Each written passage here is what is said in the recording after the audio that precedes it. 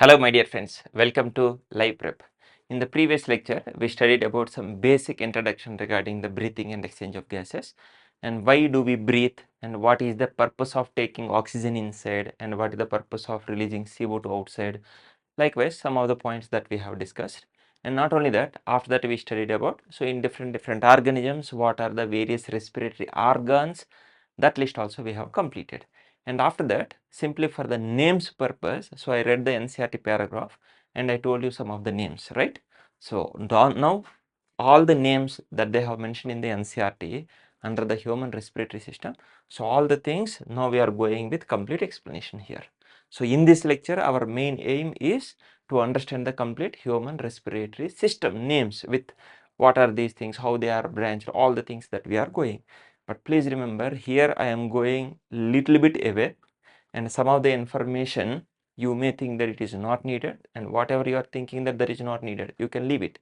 But please remember, I am giving some information. Definitely I am telling you here itself. I am giving some extra information, but this information, so if you feel that yes, with the help of this information, you understood the NCERT better, so that is enough. Clear? Please remember, ultimately, once again I am telling you, ultimately it is the NCERT sentences and the words that you need to understand. Once you understood those sentences, anything that I am giving extra, you can simply ignore that. So I may repeat several times, so I may interlink some of these things. It is to ultimately make you understand. That's it. Clear? So some extra points definitely I am giving. So those things you can ignore, no problem at all. So once you are reading NCERT, if you understood those paragraphs, that is enough. Clear? That's what I am making it clear. So but anyhow, definitely I am giving you some points. So please observe carefully. So in the case of human respiratory system, so first we need to talk about the nose, that is having two external openings, and these two external openings are called as nostrils and they are also called as nares, external nares, and they are present above the upper lip.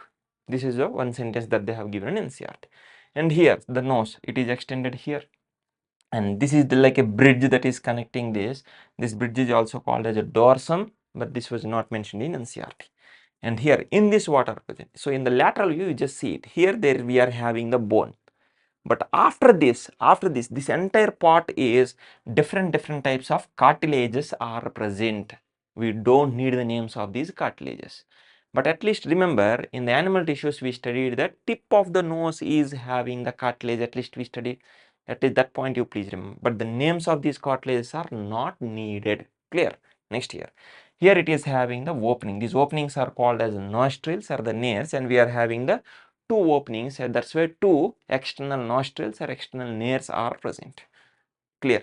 So this is what some basic general information, and here you don't need to worry about all these informations. This is enough. Now let us go through this. And this is the nasal opening. On the side view they have given this is the nasal opening, and this nasal opening called the external nares or the nostril is immediately opening into a small cavity, and that cavity is called as a vestibule. That cavity is called as vestibule. So in this vestibule, if you are observing, in that vestibule we are having the hair. Yes or no? So filtering hair are present. What is the significance of presence of hair here? So this hair will help in filtering the dust particles. So when we are taking the air, along with the air, some dust may also be passing through this. So these large dust particles can be easily filtered with the help of presence of this hair. So this is what the significance points of this vestibule. And this vestibule, now it is opening into the nasal chamber. This is the nasal chamber, and this nasal chamber we are dividing into various spots, and in this diagram I will try to explain you here. Okay, so this is the vestibule part and this is the nasal chamber.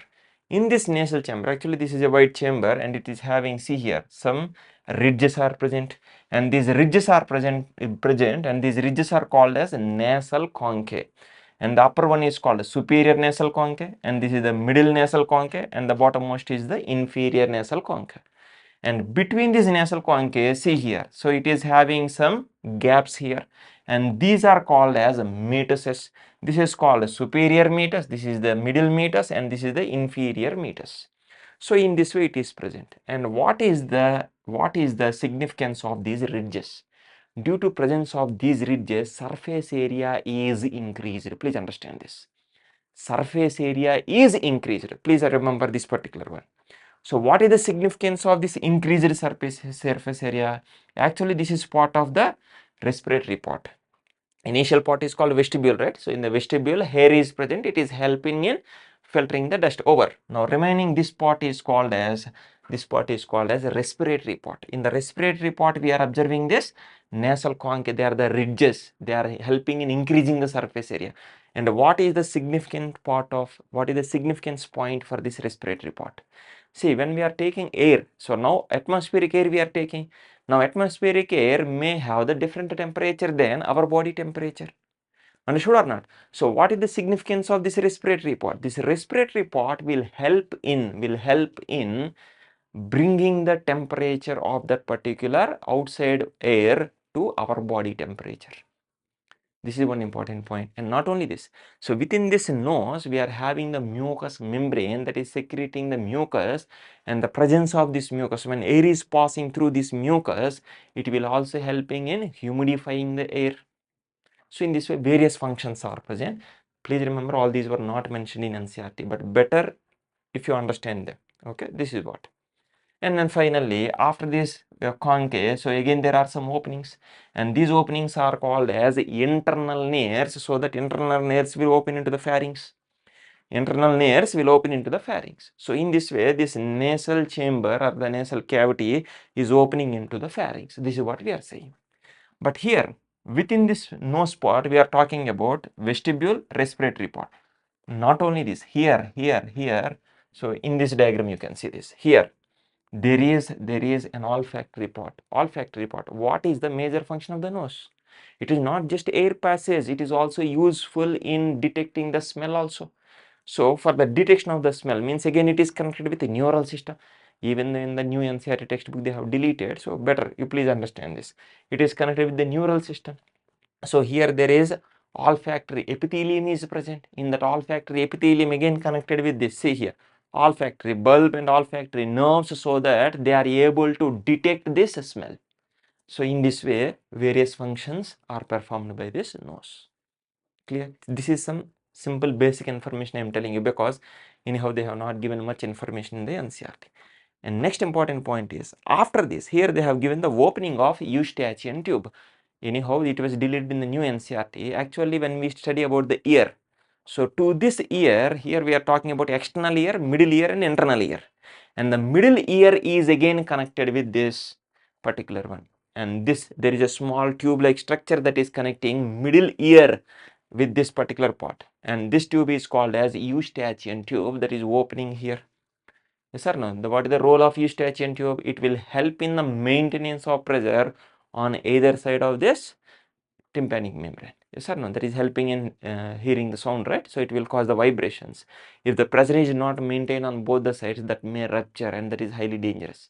So that is the reason why, for the maintenance of the pressure on either side of this particular tympanic membrane, this is useful. That's it. These are the some basic important points. I'm not going into each and everything and all. These are some basic points that you need to remember, so that now this is opening into the pharynx. So already regarding the pharynx, when we studied about digestion and absorption, then also I told you about this. Yes or no? Though it is deleted, once again I'm telling you, so please go through those two videos. So this pharynx we are dividing into three parts. The portion that is connected with the nose is called as nasopharynx, and the portion that is connected with the mouth, that is called as oropharynx, and the bottommost part of the pharynx, that is called as hypopharynx, it is also called as laryngopharynx. Already we studied about this. In this way, now from the nose it is coming here, from the mouth it is coming here. Now both of them are having a common passage, so that's why pharynx is considered as a common passage for both food and air. And in the pharynx also, if they are specifically asking, better you just go for laryngopharynx. Because this laryngopharynx is connected with both digestive system, that means esophagus, and also it is connected with this windpipe, that means food pipe, windpipe. Both of them are having the connections here. Understood or not? So in this way it is connected. So now this separately I will tell you here. So in this way, nasal cavity, vestibular region, respiratory region, olfactory region. And here internal external nares, vestibule, nasal passage, nasal chamber, and the nasal concha, superior, middle, inferior are there, and then internal nares, they are opening into the pharynx. So that now we are talking about the pharynx. Now this is the pharynx, this is the laryngopharynx. This is connected with both windpipe and also it is connected with food pipe. Food pipe means what? Esophagus. Windpipe means what? That larynx and trachea we are talking. So it is connected with both of this. Simple diagram, rough diagram. One rough diagram I will try to draw it. So please observe carefully here. Okay. So this is how we are talking about the human. So now let us see this. This first part, initial part of this maxilla, anterior side of this maxilla is the upper bone. I already told you. This bottom bone is the mandible, right? For this maxilla, anterior side it is hard. That's why it is called as hard palate. And then posterior part is soft and it is called as soft palate. This is how we are talking. And here the lips will be there and this will be the mouth. This is the mouth. Yes or no? On one side if you see, this will be the nose and this is the external nares. Now air is coming like this and food is going like this. Yes or no? So this is how it is going, and this portion of the pharynx is called as nasopharynx, and this portion of the pharynx is called as, in this way we are talking generally, and this is called as oropharynx, and below this is the laryngopharynx. This part you can consider like this. Okay, and now observe carefully here. So this is like this view, right? The view in this way. So here what we say, this back side is called dorsal side. Front side is called as a ventral side. So back side it is a dorsal. Try to understand these positions. Bottom side is called as ventral, like this. So this back side is the dorsal side and this front side is the ventral side. Same way here we are talking about the two tubes. Two tubes. What are these two tubes? Observe carefully here. What are the two tubes? Rough diagram drawing, so observe carefully here. Here this is one tube and this is another tube. Observe carefully here. This is towards the dorsal side. This is towards the ventral side. Many students are making mistake here. So that's why I am drawing the rough diagram. Towards the dorsal side, what is present? Food pipe is present. At least these basic points you please observe carefully. Okay. Anyhow, extra information we don't need. But the basic important points you please observe carefully. On the ventral side, what is present? Windpipe is present. Windpipe is present. So what is this food pipe is nothing but here it is esophagus. Esophagus. And on the ventral side it is the trachea. Trachea is present. Please observe carefully here. Many students are getting confused when they are writing about dorsal ventral. Dorsal side esophagus or food pipe is present. On the ventral side windpipe or trachea is present. Very, very important. This is how we are talking about this. And what are the names of these openings? The opening of food pipe is called as gullet. Is called as gullet. And the opening of windpipe is called as glottis. Glottis. Above this glottis is a epiglottis. Yes or no? Anyhow, under the diagrams I will tell you this. This is what some basic information, you please remember this. And this part of the pharynx is called as a laryngopharynx or hypopharynx, and it is the common for both of this. It is the common passage for both food and air. These are the some sentences that they have mentioned in the NCERT. So observe this carefully. So on the dorsal side esophagus, on the ventral side this trachea is present. This is what the rough diagram related to this pharynx. Next one we are talking about the windpipe only. So in the windpipe only, the initial part is called as the larynx. It is also called as a sound box, and here generally many teachers are teaching about the vocal cords, how they are present, what is their structure, what they are made up of. Likewise, huge information they are giving, but in NCERT they have not given anything regarding this. Simply this larynx is called as sound box because it is having the vocal cords. These vocal cords are some muscles. Please remember, vocal cords are the muscles. So how these vocal cords are? Simply with the help of diagram I will tell you. So these are the vocal cords. This is when they are open. This is when they are closed.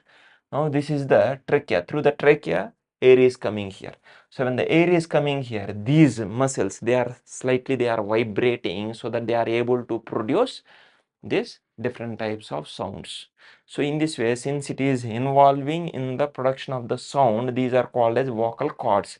Why they are called as cords? They are long thread like structures are present, that's why they are called as cords.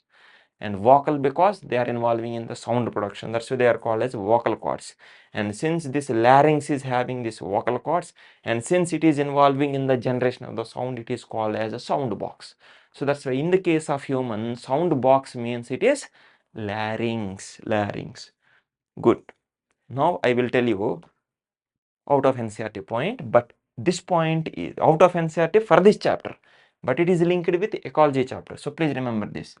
Even birds are also able to produce the sounds. And in the case of birds, they are able to produce the sounds because of a sound box. But in the case of the birds, sound box is not larynx, it is syrinx. Better you just write this part. In the case of birds, the sound box is called as the syrinx. It is not larynx. Please remember, in the case of larynx, vocal cords are present. But in the case of syrinx, vocal cords are not present. There is a membrane, and in that membrane, there is a small bone, and there, with the help of that, in the case of birds, they are able to produce the sound. Understood or not? So there is a structurally completely they are different, but they are also able to produce a sound through different mechanism. So in the case of birds, the sound box is called as a syrinx, not larynx. So please remember this. But in the case of human, we are calling this one as larynx. It is called as the sound box. This much of information regarding this larynx is enough. And then generally, majority of the teachers, they are talking about what are the various types of cartilages that are present here. So complete list, these many are there, they are there, like that they are giving. That is not there in our syllabus. You don't need to study about the list of these cartilages. Names of cartilages, how many are present, this information is not at all needed. Please remember this. So you don't need to study about this. Clear? But here, generally for this sound box called larynx, actually it is having some cartilaginous covering around this. In some people, please remember, in some people, mainly in the case of males, this cartilage will grow more, means overgrowth will occur. So because of this, it will be appearing like a protruding structure. That protruding cartilage that is helping in protection of the larynx is called as Adam's apple. It is called as Adam's apple. Please remember, in some, that too mainly in the case of males, you can see this protruding structure. So that is called as Adam's apple. That is a cartilage that is covering the larynx. This point is also not there in NCERT. If you can remember, or else leave it, no problem at all. Clear? So in this way, generally, so this is how they will say, these are the cartilages, this is how they are present, they are saying, and this structure is not needed for us. Simply remember, this is the larynx, and here it is having the epiglottis. Epiglottis is a cartilaginous structure. Already I told you about the function of epiglottis in that digestive system itself.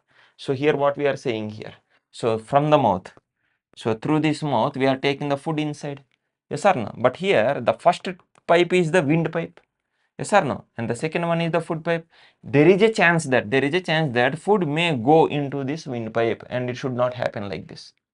Yes or no? So that's why, to prevent the entry of food into the windpipe, there is a structure that is called as epiglottis. Epi means above, glottis is the opening.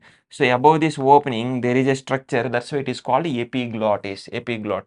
So epiglottis will be closed when we are eating food or drinking some liquid, then it will be closed. Yes or no? So that is the reason why generally people say that don't talk while you are eating or drinking. What happens if you are talking? Talking means what? To produce the sound, you need to release the air. If you are talking means it should be open, then only the air will come out, then only you can produce the sound. That's why if you are talking, this epiglottis will be open. At the same time, if you are drinking or eating something, what happens? Since epiglottis is open, there is a chance that it can go into the windpipe. So now what happens? Then we will get a reflex. So all of a sudden, it will, with high force, it will send it outside. Yes or no? This is what happening here. Understood? So this is how this epiglottis is protecting the entry of these particular solid or liquid materials to not to enter into the windpipe, so that they will go only into the food pipe. This is what the function of this particular epiglottis. At least the function, basic function, you please remember. At least this much is important.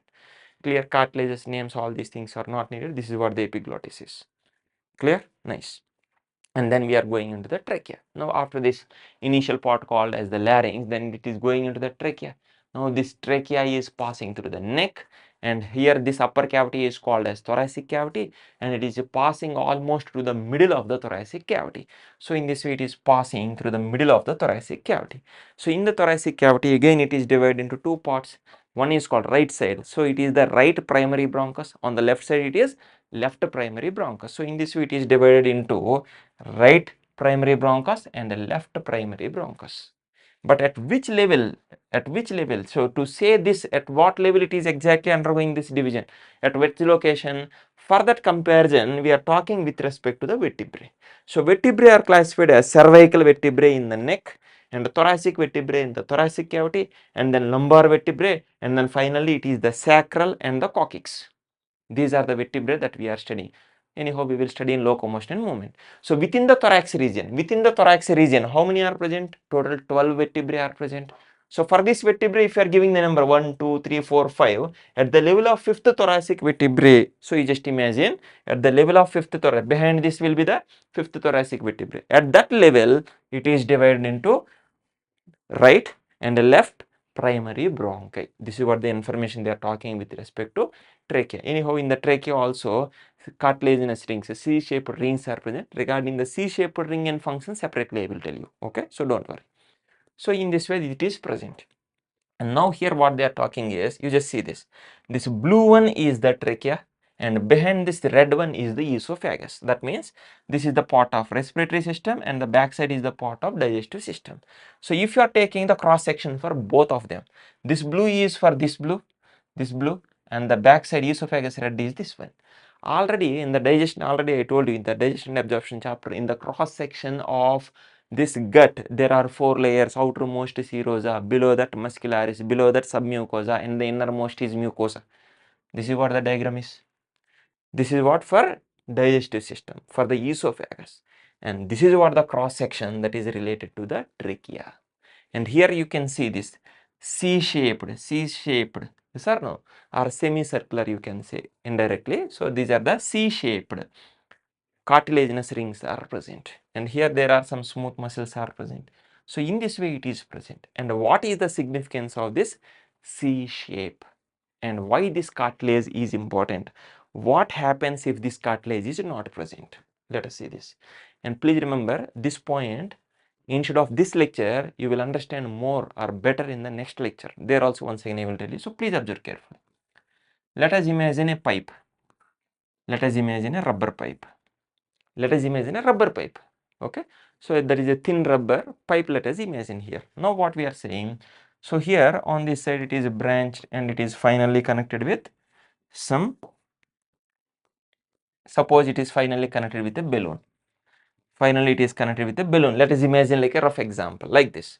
It is a small and very thin rubber pipe finally connected with some balloons.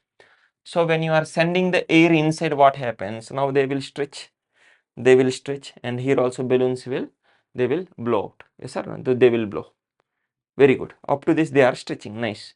They are not broken, but they are filled with the air. This is how it is present.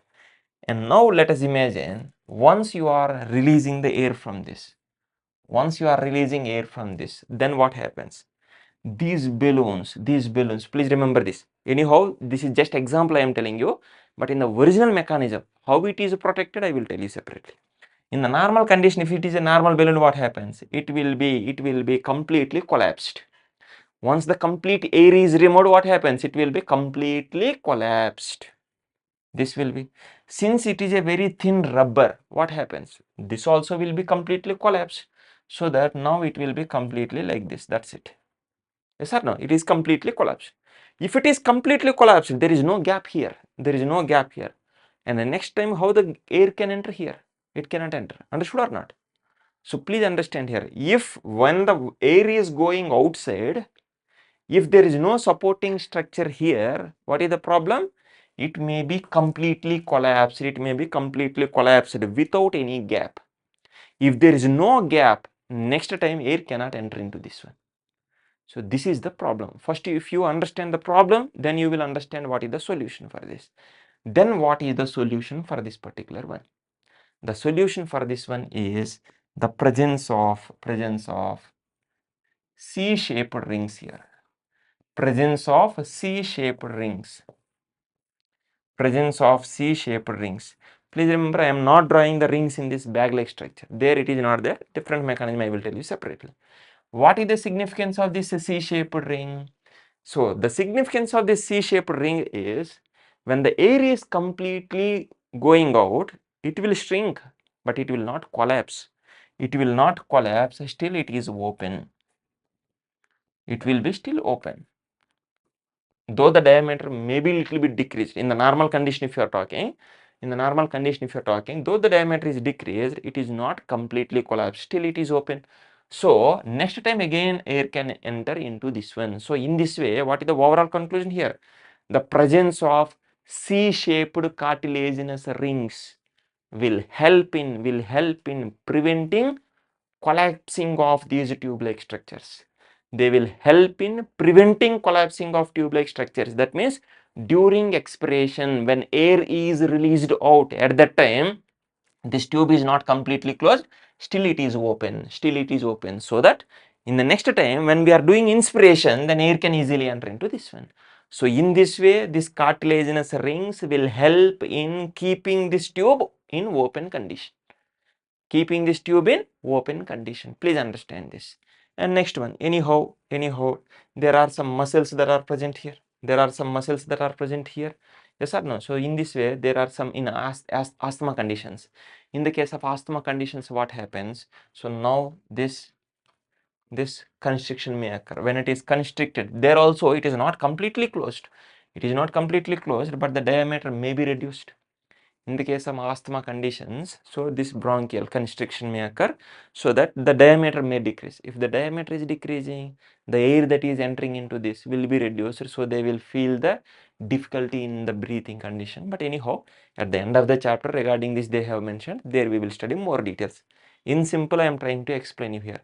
So in this way, whatever it is, what is the significance of this C-shaped cartilaginous rings? They will prevent collapsing of these tube-like structures. They are present in various structures. I will tell you at the end. So in this way, these cartilaginous rings are very, very important. This is what about the trachea. It is a very wide tube-like structure passing through the neck, going to the middle of the thoracic cavity. At the level of the fifth thoracic vertebrae, it is divided into right and left primary bronchi. This is the primary bronchi of right side. This is the primary bronchi of left side. Again they are divided. So in this way they are undergoing the further divisions. So in this way, primary bronchus will divide into secondary bronchus will divide into tertiary bronchi. So in this way, primary, secondary, tertiary, these names, at least NCERT names, please remember. Primary bronchi, secondary bronchi, tertiary bronchi. In this way they are divided. After the tertiary bronchi, what happens? Now bronchioles will start. Technically, if you see, they are divided for several times, and finally they will form terminal bronchioles. Please remember this. Tertiary bronchi will divide for several times, and finally they will form terminal bronchioles. But here, whenever you are talking like this, generally we are not talking about initial bronchioles. Directly you are saying that finally they are divided into terminal bronchioles. So that's why in the technical wording, if you are seeing, initial bronchial terms we are not using, but in the NCERT, in a separate sentence, they said initial bronchioles. So how you will consider this? So to understand that particular sentence, what we need to do? Tertiary bronchi will divide, and then they are dividing into initial bronchioles, and initial bronchioles will divide into terminal bronchioles. In that way only you need to understand.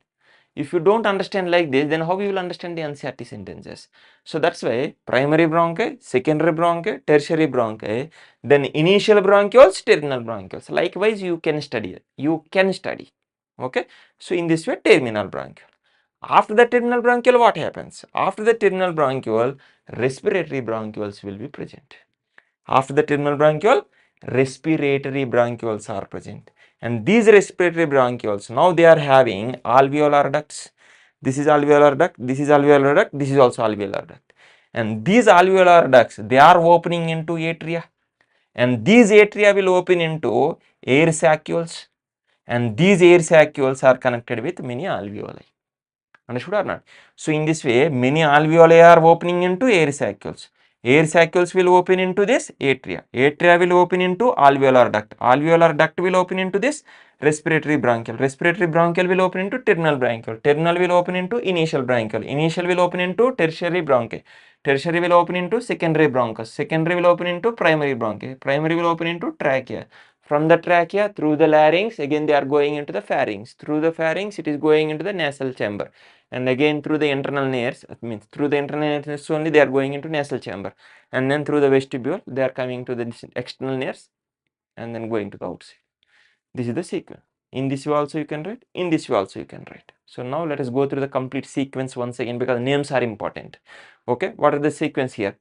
External nares, and then vestibule, and then nasal chamber, internal nares, pharynx, and then larynx, trachea. After the trachea, primary bronchus, secondary bronchus, tertiary bronchus. Even though technically not there, now let us add initial bronchioles and then terminal bronchioles. After terminal bronchioles, respiratory bronchiole, and then alveolar duct, atria, air saccule, alveoli.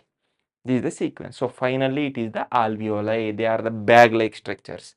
Alveoli are the bag-like structures. Sorry. So this each one is one alveolus. So in this way, these are the alveoli. They are the bag-like structures. Bag-like structures, and also they are vascularized. Why they are using the term vascularized? Blood supply is present. See this one. See this one.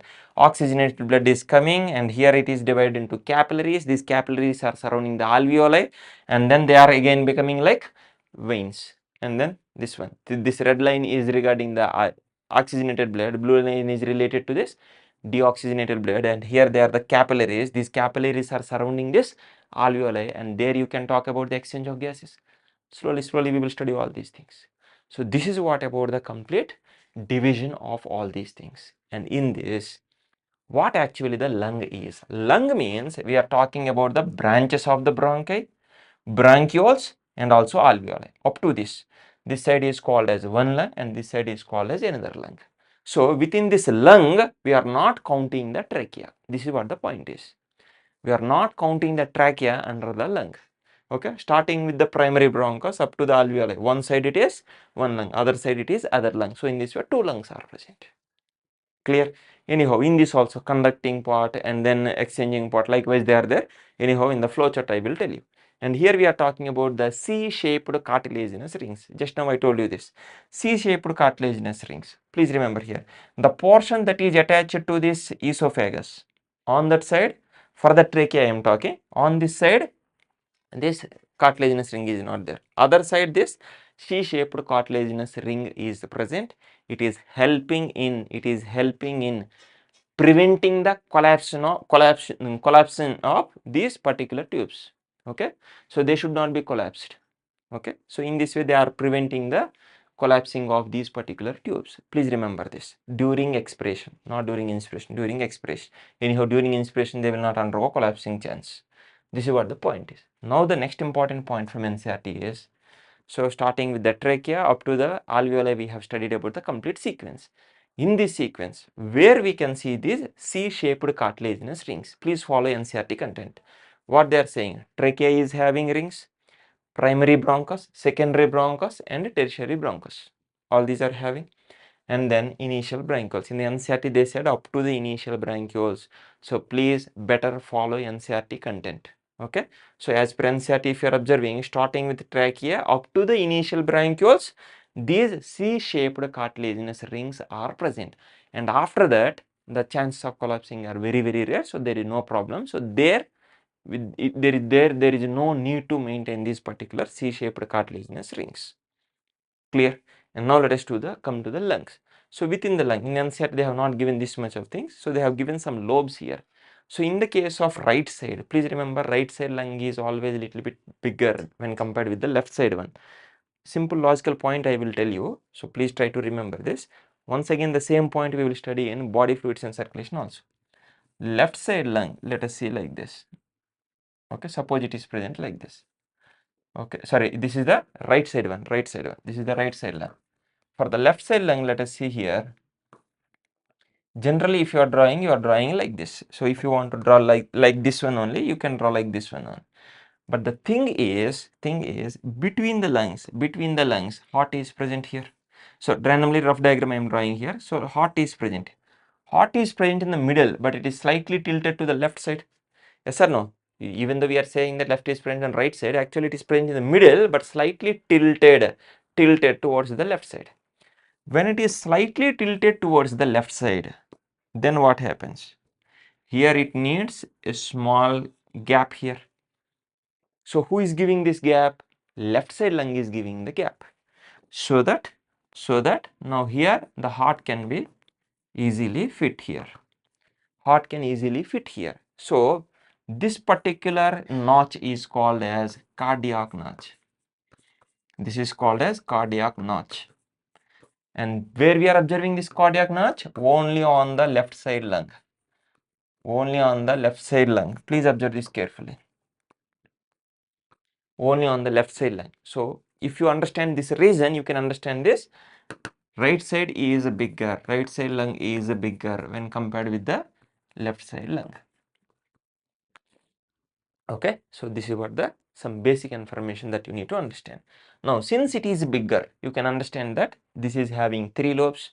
This is a bit smaller, so it is having only 2 lobes. But these points were not mentioned in NCRT, so directly in this diagram, let us see this. In the right side lung total, 3 lobes are present, superior, inferior. And in the middle it is, middle lobe is there. But in the case of left side lung, only 2 lobes are there, superior, inferior, that's it. Superior means upper one, so inferior means bottom one. So in this way, upper side is the superior lobe, bottom side is the inferior lobe. Here also superior, inferior are present, but along with this there is a middle lobe, median lobe is also present here. So in this way, right side lung is having 3 lobes and the left side lung is having only 2 lobes. This point is not given in NCRT, but better try to remember this. Clear? Next one is regarding the pleural membrane. So now you know what is the lung means. Starting with the primary bronchus up to the alveoli, it is called as lung. So in this way, 2 lungs are there, and these lungs are surrounded by some membranes. Please remember, lungs are surrounded by the membranes. What are these membranes? Are called as pleural membranes. These are called as pleural membranes. And here, since 2 membranes are there, one is inside, one is outside. Please remember, this side is inside membrane, this side is the outside membrane. So here this one, you can see this inside membrane, outside membrane. The inner side membrane is called as a visceral pleura, whereas the outside is called as a parietal pleura. So here inside pleural membrane is called as a visceral pleura, outside is called as a parietal pleura. And definitely in between this there is a space that is called as pleural cavity. Pleural cavity is present, but this cavity is filled with some fluid, and the fluid is called as a pleural fluid. Please remember these things. What is the significance of this pleural fluid? So during this inspiration and expiration, so lung is increasing and decreasing the volume. So in this way it is moving like this.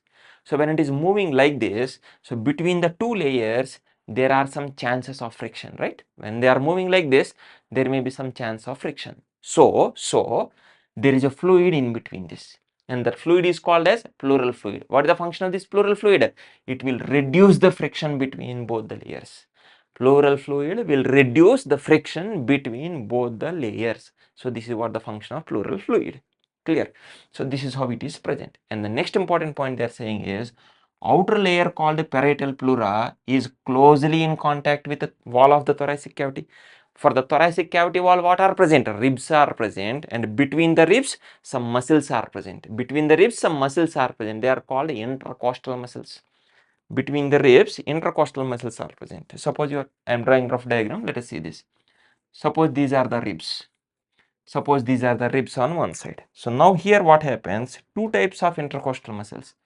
On the external side, external intercostal muscles. Intercostal muscles are present. Okay, and these yellow lines are the ribs. Yellow lines are ribs. Okay, these are the ribs. Now let us use a different color here. So on the inner side, so for the ribs, if you are talking here, outside muscles are called external intercostal muscles, but inside also some muscles are there. That inside muscles are called as internal internal intercostal muscles. Internal intercostal muscles. Please remember these names, they are important for next lecture. In the next lecture, when we study the mechanism of breathing, we will use these names. So here between the ribs, so here connecting the ribs, there are some muscles. So on the outer side muscles are called as external intercostal muscles. Inside, suppose you are talking like this rib cage as a cavity here. Outside are called external, inside are called as internal intercostal muscles. This is how they are present. Understood? Now here in the same way, and that is forming the wall for the thoracic cavity, and here this parietal pleura outside layer is in very close contact with it, is very closely present with this particular wall of the thoracic cavity. Understood or not? So but this is the rib and these are the intercostal muscles. This is how they have mentioned ribs and intercostal muscles as wall of the thoracic cavity. Whereas the inner side of the pleural membrane called visual pleura, this is in close contact with the lung. So in this way, visceral pleura is closely present with lung, whereas parietal pleura is closely present nearer to the wall of the thoracic cavity. That wall of the thoracic cavity is having the ribs and intercostal muscles. Is it clear? This is how it is present. This is how these pleural membranes are present. Pleural cavity, pleural fluid. Please remember these names. Pleural fluid will help in reducing the friction between these two layers. Clear? This is what the point they are talking. This is the general basic information. Now let us quickly read the NCERT content. We have a pair of external nostrils. Pair means what? Two in number. So two external nostrils are present. So opening out above the upper lips. So they are opening outside just above the upper lip they are present.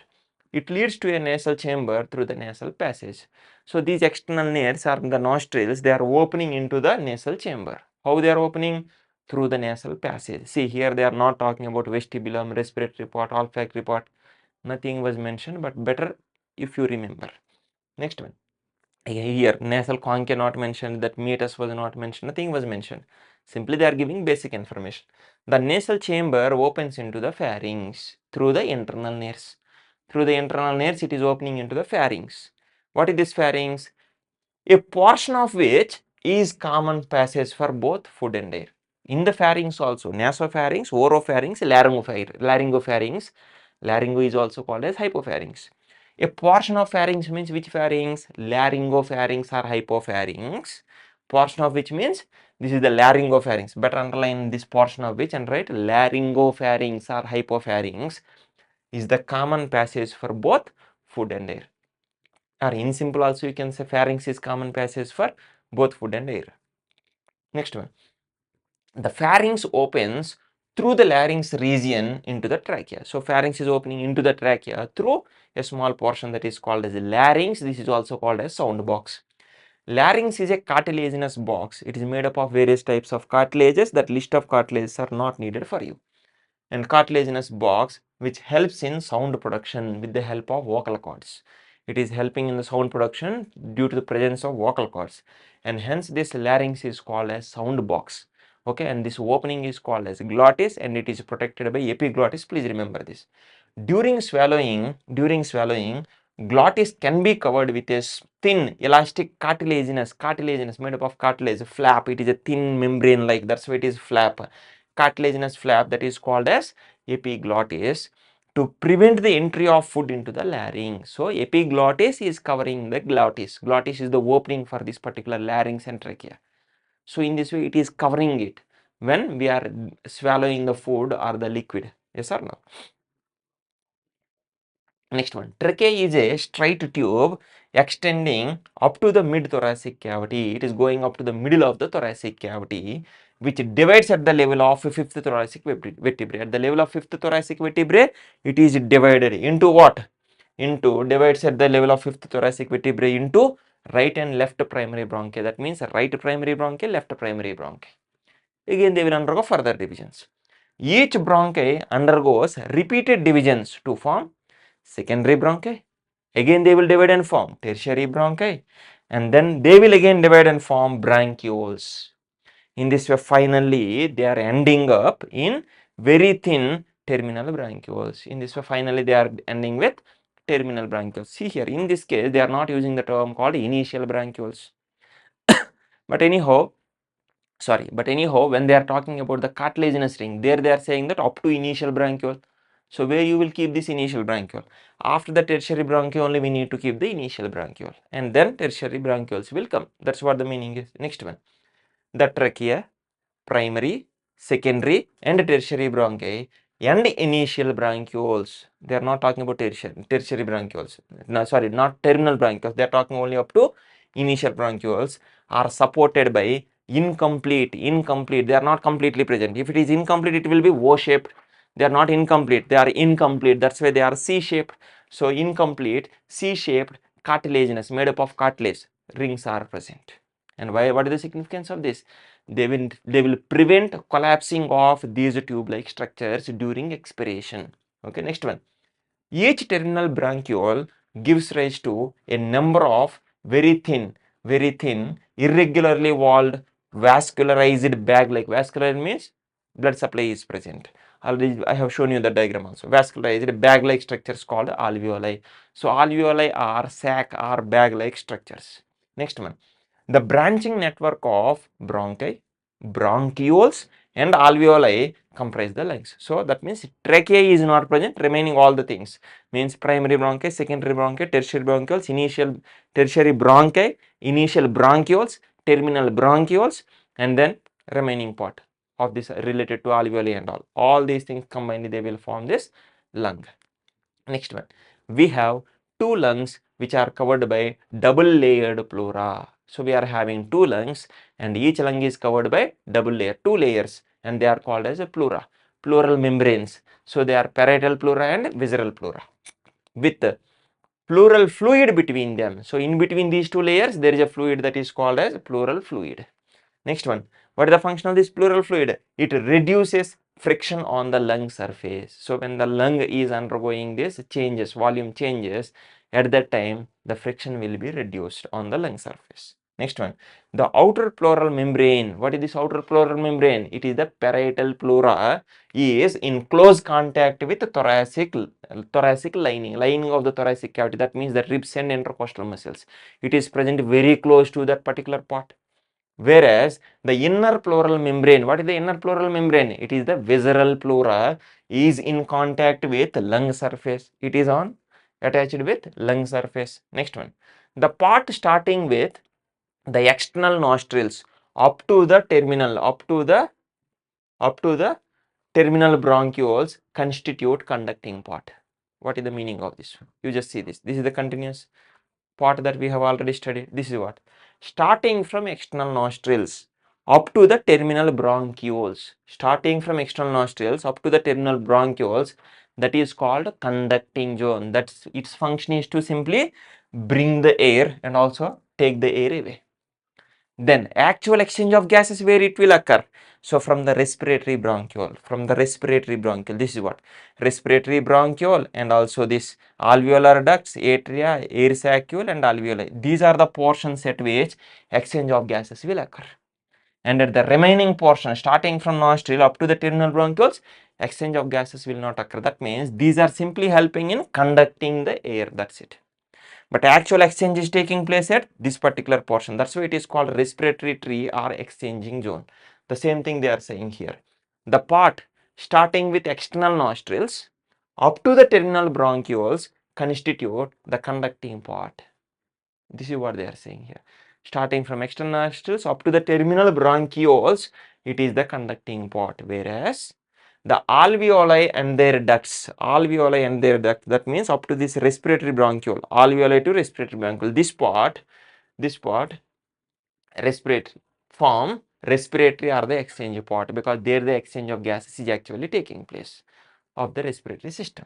The conducting part, what is the function of conducting part? Transports atmospheric air to the alveoli and clears it from the foreign particles already under the animal tissues, even though it is direct, I told you here. So in this respiratory tract, we are observing some ciliated cells. And what is the function of these ciliated cells? They are removing the dust particles towards the pharynx so that we can spit it outside. Yes or no? So this is what. So in this way, what it is doing? It is bringing the air, and also it is removing the foreign particles or the dust particles from this, and also humidifies and also brings the air to the body temperature, humidifies. So small amount of humidity is added to that air, and also it is bringing the temperature of that incoming air to our body temperature. So these are the functions done by the conducting part. Yes or no? Next one. What is the function of exchanging or respiratory part? Exchange part or respiratory part is the site of actual diffusion of oxygen and CO2 between the blood and atmospheric air. So actual exchange of gases occurs in the respiratory part, not in the conducting part. So in this way they are talking about this particular information. So in this way human respiratory system is arranged here. So now in this system, so how exactly the breathing will occur, how exactly the transport of gases is occurring, so what are the various other issues, how exactly we are measuring, what are the various volumes and capacities. This is what the various other content that we need to study in the next coming lectures slowly. Clear? So with this particular lecture is completed. So in the next lecture we can talk about the breathing mechanism, original mechanism of the breathing. Clear? So with this lecture is completed. We can meet in the next lecture. Thank you so much.